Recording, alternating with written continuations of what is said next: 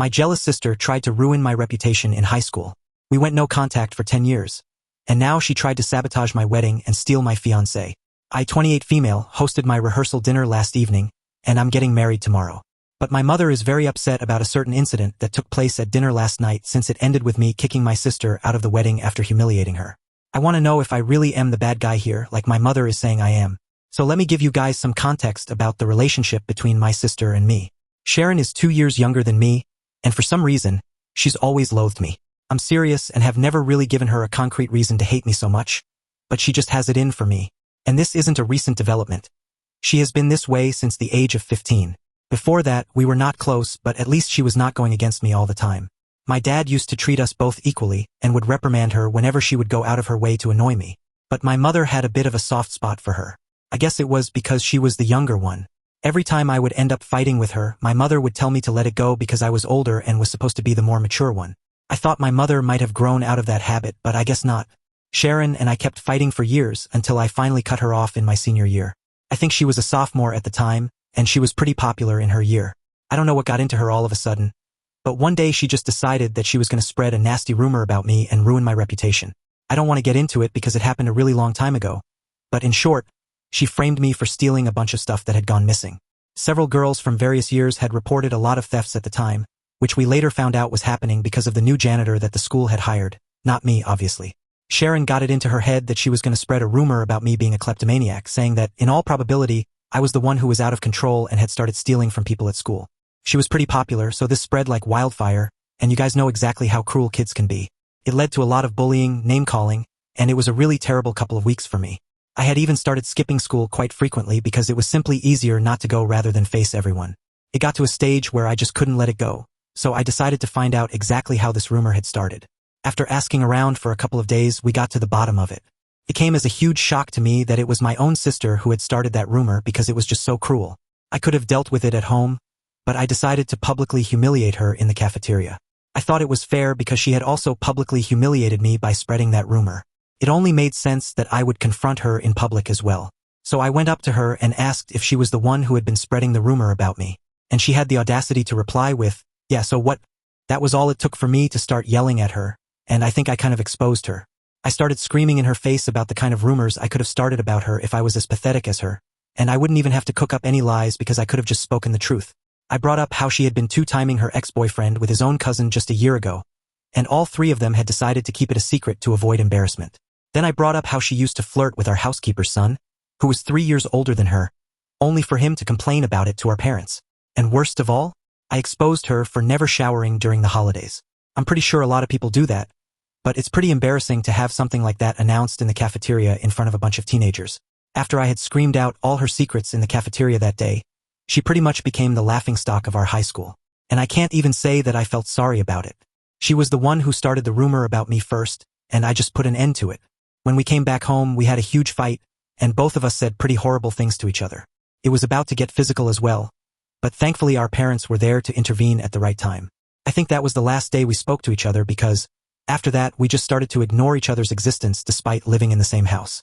I did not acknowledge her, and she treated me the same way, and I was pretty glad to be rid of her when I finally moved away for college after a couple of months. Even when I would come back from college, I would not speak to her. And just like that, 10 years passed since we last spoke.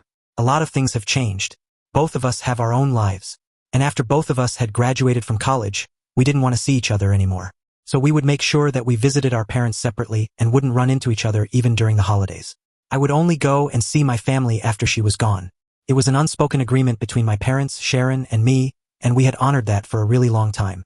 But then, 2 years ago, my dad passed away from an aneurysm in the middle of the night. We were all together for his funeral, and after that, Sharon and I decided to put our differences aside so that we could be there for our mother. For the past 2 years, at least on the holidays, we have gone home together. And it's been really awkward with just the three of us. But my mother tries to work with it. I was just thankful that I had my fiancé, my boyfriend John, as a part of the family dinners for the holidays so that we could cut the tension. After my dad passed away, I would say that Sharon and I had tried to hate each other less, or at least pretended that we were getting along for the sake of our mother. A couple of months back, when I got engaged, my mother talked me into inviting Sharon to the wedding. Initially, I was quite against the idea, but John told me that it might be nice to have her there. After all, it had been 10 years since we had our last fight, and since we were embarking on a new journey together, it might be better to bury the hatchet. As corny and sappy as it sounds, it kind of worked. While we were creating the guest list, I decided to add my sister to it. I did not invite her to any other events, not even the engagement party or the bridal shower, because those were only for close friends and family. But I decided that it would be nice to invite her to the wedding. When she received her invitation, she was nice enough to thank me for it. She even said that she hadn't been expecting one but was grateful that I was willing to put everything in the past. Because of her behavior, I had no reason to suspect that she might be up to something. And honestly, 10 years had passed since that incident from high school. I thought everyone should be over it by now. Currently, all my guests and, of course, my fiancé and I are in the hotel we selected as our venue. It's a little distance away from the city, and we've been here for 2 days now. The day before yesterday, most of our guests arrived by the evening, and we had a welcome party for everyone who had come from out of town. At the welcome party, I noticed that Sharon had been quite social with everyone, and she seemed to be having a good time. She even took a bunch of photos with me. Up until that point, I was feeling good about my decision to invite her. But that changed by the next morning. Because in the middle of the night, my fiancé came to my room and showed me a letter that Sharon had sent to his room. John and I are staying in separate rooms because my mother and his parents are all kind of superstitious. They think it's bad luck for the couple to stay in the same room before the wedding. In fact, his room is on another floor altogether. It was around 1 o'clock in the morning when he showed up at my door. The welcome party had gone on until midnight, but after that, everyone went back to their rooms. I was just about to go to bed when John started knocking at my door. When I let him in, he handed me the letter. I could easily recognize Sharon's handwriting. It's pretty unique, and I instantly knew something had gone wrong. John told me that he had been getting ready for bed when, about 15 minutes ago, a member of the hotel staff brought this letter to him. The staff member said that the lady from room 306 had sent him, and that was Sharon's room number. So even though she hadn't signed her name, we all knew it was her. I guess she hadn't been counting on John and me having a good, healthy relationship, which is pretty stupid on her part, since we are literally about to get married. She had literally started the letter by saying that she wanted this to remain a secret between her and John. The contents of the letter were pretty shocking, even by her standards. I knew she had hated me in the past, but I thought that by now she would be over it. Since her behavior had been pretty normal, I had no reason to suspect otherwise. But in the letter, she went into great detail about the animosity between us in the past. The only thing she had changed? Instead of being truthful, she had switched our roles. She made it sound like I was the one who had started hating her for no reason and that I went out of my way to bully her. She even talked about the incident from high school and said that I was the one who had been spreading nasty rumors about her, and that just because she had called me out on it in public, I had felt humiliated and stopped speaking to her. But she did not stop there. She came up with a bunch more lies, saying that even after I had stopped speaking to her, I did not let her live in peace. She claimed that every time I would come back home from college, I would hit on her boyfriend, and eventually, the two of them broke up because of me. She said that I had traumatized her and had been nothing short of a nightmare to live with and grow up with. And the only reason she had decided to attend this wedding? Because she knew that John was a good man and that he deserved better. She felt like she couldn't let him ruin his life by getting married to me because even though I was being nice right now, I was going to show my true colors pretty soon. And she did not want that for him. I would still be less surprised by this letter if she hadn't mentioned that she would be willing to elope with John if he wanted to. Yes. She literally suggested that John run away with her. She wrote that, despite the fact that she had spent limited time with him, she had started to fall for him, and she felt like the only reason the universe had brought the both of us together again was so that she could find John. She ended the letter by telling him that she would be waiting for him after the rehearsal dinner in the parking lot, since she didn't want to be caught by any of the guests. They could discuss it there. It was a shocking letter, and John told me that he had come to me as soon as he finished reading it. He literally looked sick to his stomach, and ironically, I actually had to comfort him. He started apologizing to me profusely because he was the one who had talked me into inviting her and letting bygones be bygones. But I don't blame him for that. Let me just make that clear. I think any normal person in their right mind would want us to clear the air because we are adults now. I'm almost 30 years old. I don't want to keep holding on to high school drama. But it's evident that Sharon does. John was shocked, but I was infuriated. She had pretended like everything was fine and took advantage of the fact that I had started to trust her again after so long. But I guess even after a snake sheds its skin, still a disgusting snake. And that's exactly the case with Sharon. I decided that history was going to repeat itself. Once again, she was going to be humiliated, and I was going to make sure of it. I told John about my plan, and he was on board with it immediately. Honestly, he didn't even care. He was just disgusted and creeped out by the psychotic way my sister was behaving. It was really disappointing because John had been my boyfriend for the past 4 years and everybody knew how much I loved him. I guess this was her way of getting back at me or something. Anyway, the plan that John and I came up with was relatively simple, and I guess some of you might have already guessed what we did. After spending about half an hour with me in my room, John went back to his own and made a call to Sharon's room. He told her that he would be willing to discuss everything after the rehearsal dinner in the parking lot just like she had suggested. He told her that at one point, he would ask for a whiskey on ice, and that would be the signal for her to excuse herself. Then, he would meet her 10 minutes later. Sharon fell for it. Last night, after everyone had been served dessert, my fiancé asked for a whiskey on ice.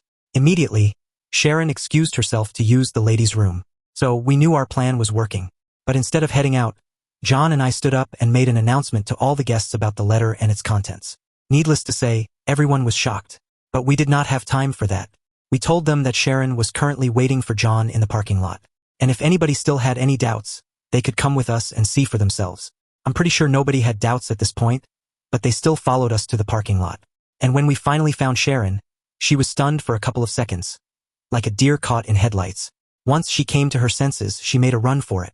But it was pointless. Everyone already knew the truth. And we had accomplished what we had set out to do. After that, things were chaotic because nobody really knew what to do.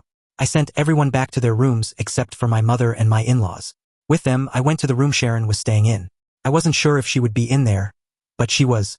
Thankfully, we had to knock on the door several times before she finally opened it. Her face was red and splotchy, and when she saw me standing there, she tried to attack me, but John pushed her back. I told her I wanted her out immediately. She didn't even reply. She just went back inside, and we saw that she had already started packing. So, I didn't even need to tell her to leave. It was my mother who took it the hardest. She started having a breakdown in Sharon's room, asking why she would do such a thing. We were all convinced that she didn't even like John. She just wanted to stir up drama against me. Sharon did not reply. She just quietly packed her stuff as quickly as she could and then left. After she was gone, there wasn't much to discuss, so my in-laws went to bed. But my mother stopped John and me before we could leave. She told us that she could understand that we were upset because of what Sharon had tried to do. But even then, it could not justify the way we had acted. I was honestly confused because, in my opinion, I hadn't done anything that bad. Definitely not as bad compared to what Sharon had been trying to do. So, I had to ask my mother to explain. She said that if I had a problem with what Sharon wrote in her letter, I should have dealt with it like an adult instead of making a spectacle out of it. I should have confronted her in person and kicked her out without humiliating her the way I did. The way I had done back in high school.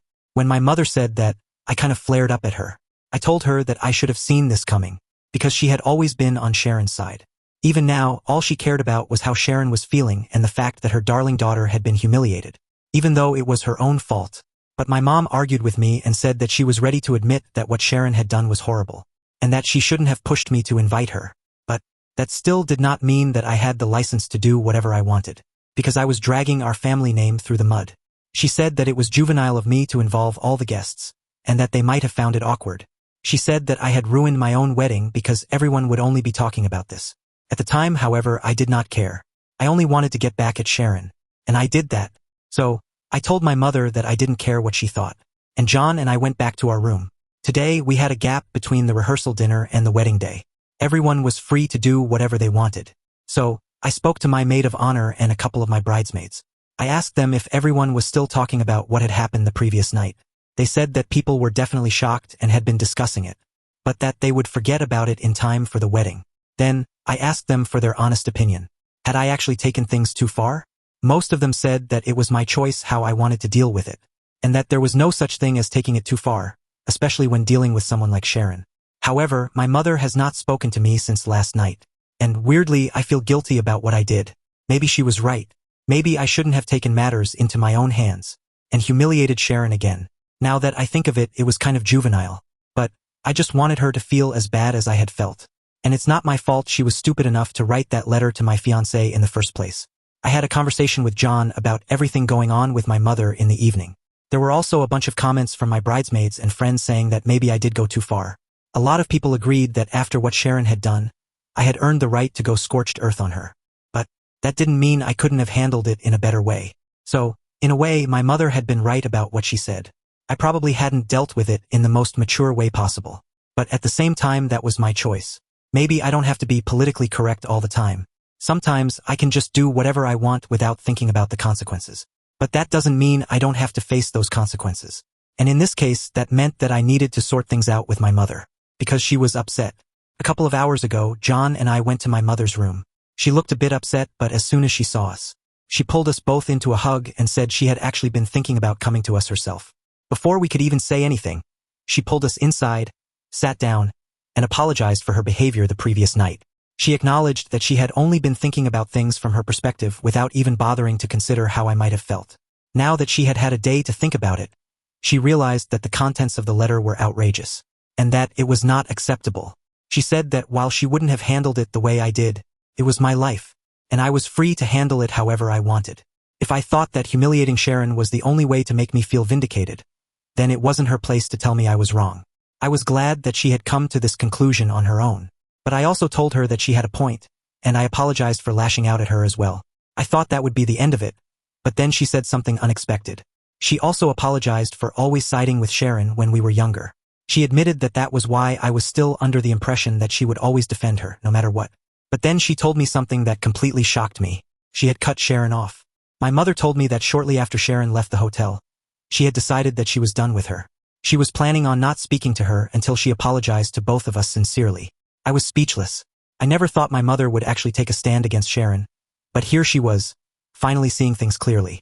John, my mother, and I had a short discussion about how excited we were for the wedding the next morning. Then we went back to our rooms.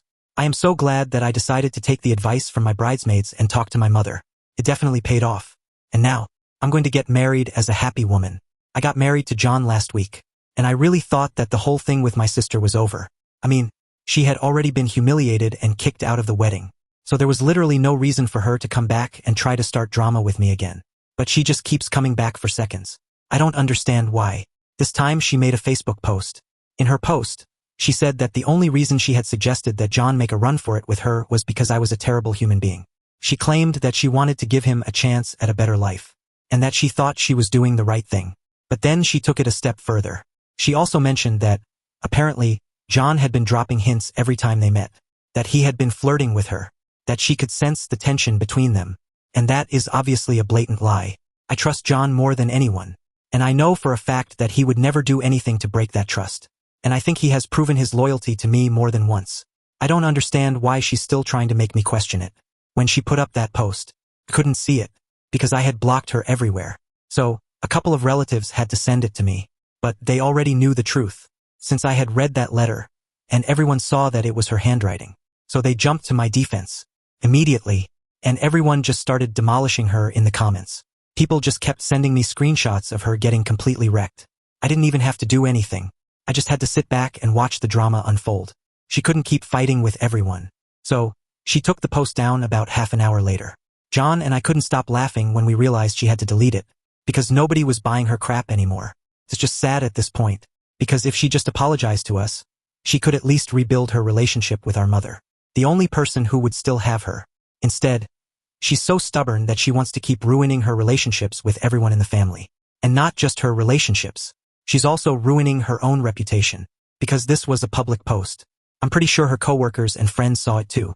She just can't seem to stop making a fool out of herself. At this point, I don't even feel mad at her anymore.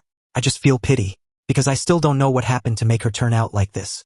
But whatever it is, I hope she gets over it soon, because this kind of obsession is just not healthy. After my last update, a lot of people suggested talking to my mother to figure out what exactly had happened that made Sharon the way she is. To be honest, I was curious too. She hadn't had any problems with me until she was around 15. So something must have changed for her to suddenly start resenting me so intensely. I called my mother a few hours ago to ask about it. She told me she didn't have a very clear memory of it, but a couple of years back, she had a conversation with Sharon where my sister had mentioned something about how she was sick of constantly being compared to me. The only problem was, I couldn't think of anyone in our family who compared her to me. We were pretty much equal in most things. It wasn't like one of us was considered the prettier or more attractive one, and even academically we were on the same level. But then my mother told me something surprising. Apparently, when Sharon was 15, she had been dating a guy from my year. However, he had forced her to keep their relationship a secret. Worse, he constantly compared her to me, making her feel like she was in my shadow. My mother said she believed the guy had a thing for me, but I remember rejecting him several times. I had no idea he was dating Sharon, and I certainly never entertained his advances. I guess that led to some deep-seated insecurities that I was never aware of. Then came the incident in high school, where I publicly humiliated her. That definitely didn't make things any better.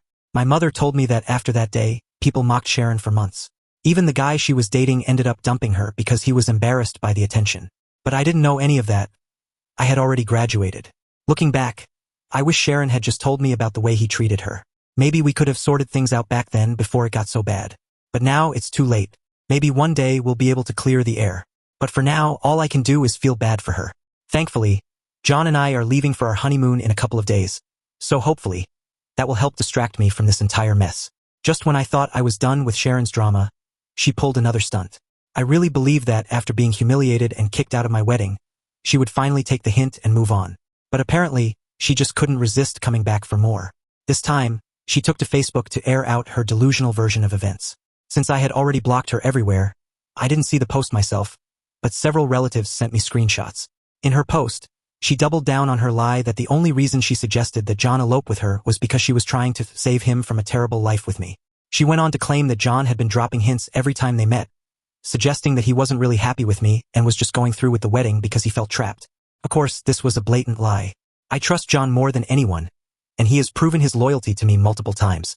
He literally handed me the letter she wrote as soon as he received it. So why was she still trying to make me question our relationship? The best part? Nobody believed her.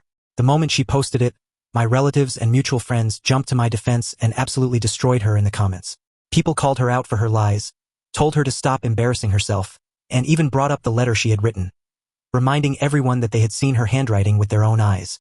She tried to argue back at first, but she was no match for the truth. Eventually, she had no choice but to delete the post because she was losing the battle. John and I couldn't stop laughing when we found out. She had been demolished online and had to retreat in shame. The whole situation is honestly sad at this point. If she had just apologized, she could have salvaged her relationship with our mother, the only person in the family who still gave her a chance. But instead, she keeps making things worse for herself. And it's not just our family she's ruining her reputation with. Her friends and coworkers could also see that post since it was set to public. She's practically destroying her own credibility with these desperate attempts at revenge. At this point, I don't even feel angry at her anymore. I just pity her. Whatever is going on in her mind, it's clear she's obsessed with trying to ruin my life, and that kind of obsession isn't healthy. But thankfully, John and I are leaving for our honeymoon soon, and I refuse to let my deranged sister be the thing I think about while I'm sipping cocktails on a tropical beach. After my last update, a lot of people suggested that I talk to my mother to figure out what exactly happened that made Sharon so resentful toward me. I'll admit I was curious too. I mean, she hadn't always been like this. Up until she was 15, we weren't close, but we weren't enemies either. So, something must have triggered this intense hatred she developed for me. So, I called my mother a few hours ago and asked her if she had any idea why Sharon had suddenly turned against me when we were teenagers. At first, she hesitated, saying she didn't have a clear memory of anything specific. But then, she mentioned that a few years ago, she and Sharon had actually had a conversation about this very topic.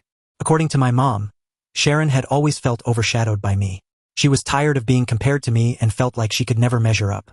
This was confusing to me because no one in our family had ever compared us. We were pretty much equal in everything.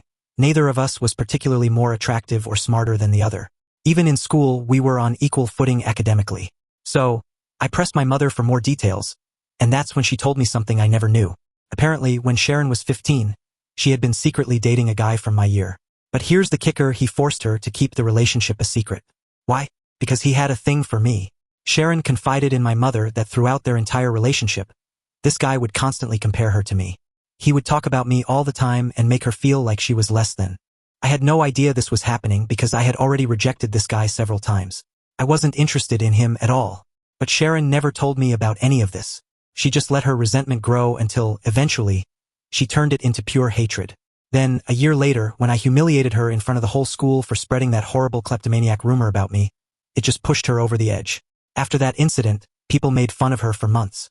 And to make things worse, the guy she had been secretly dating dumped her after the drama unfolded. I guess, in her mind, everything was my fault. Even though she was the one who lied and ruined my reputation, she blamed me for the way people treated her afterward. And now she's still holding on to that bitterness over a decade later. I wish she had just talked to me back then. Maybe we could have sorted things out before it got this bad. But now, it's too late. She has made her choices, and I have made mine. At this point, I don't even feel anger toward her anymore. I just feel bad for her. But you know what? That's not my problem to fix. John and I are leaving for our honeymoon in a couple of days, and I'm not going to let Sharon's misery steal one more second of my happiness. After my wedding, I truly thought that the whole ordeal with Sharon was over. I mean, she had been publicly humiliated, kicked out of the wedding, and exposed for the manipulative liar she is. There was literally no reason for her to keep trying to start drama with me. But, of course, she just couldn't let it go. This time, she decided to take her pity party to Facebook. One morning, I woke up to several messages from relatives and friends who had seen her post and immediately sent me screenshots. Since I had blocked her everywhere, I couldn't see it myself, but oh boy, did she really try to rewrite history again. Her post started off by saying that the only reason she had tried to save John was because I was a terrible human being and that she wanted to give him a chance at a better life. I already knew she was delusional, but this was next-level insanity. She then went on to say that John had been dropping hints whenever they met, basically implying that he was interested in her too but just afraid to admit it. And that's where I lost it. John, my John, the same man who immediately showed me her letter instead of entertaining her nonsense? The man who had stood by my side, disgusted by her behavior? She was blatantly lying, and she knew it. But here's the best part, nobody bought into her story this time. The moment she posted it, our relatives, family friends, and even her own acquaintances started tearing her apart in the comments. People who had been at the wedding, who had seen the letter with their own eyes, immediately called her out for trying to twist the truth. Apparently, some of her coworkers and friends had also seen the post, and they weren't having it either. People started calling her out left and right, saying she was pathetic for trying to break up a marriage, that she was delusional, and that she needed to seek professional help. And the best part? I didn't even have to do anything. I just sat back with John, sipping my coffee, while watching Sharon get completely demolished in the comments. It must have been too much for her to handle because about half an hour later, she deleted the post. John and I couldn't stop laughing when we realized that she had to take it down because nobody was on her side anymore. Honestly, at this point, I just feel pity for her. She's so obsessed with trying to ruin my life that she's actually ruining her own reputation in the process. She could have apologized and still had a relationship with our mother, the only person who was still willing to give her a chance. But instead, she's choosing to burn every bridge she has left. And the funniest part? Since her Facebook post was public, it wasn't just family who saw it, it was also her coworkers, her friends, and possibly even her bosses. So now, everyone in her life knows how pathetic and desperate she is. I don't even have to fight her anymore. She's destroying herself. At this point, all I can do is sit back and enjoy the show. John and I are packing for our honeymoon, and I refuse to let Sharon's misery take up any more space in my head. She can keep digging her own grave. I'm done.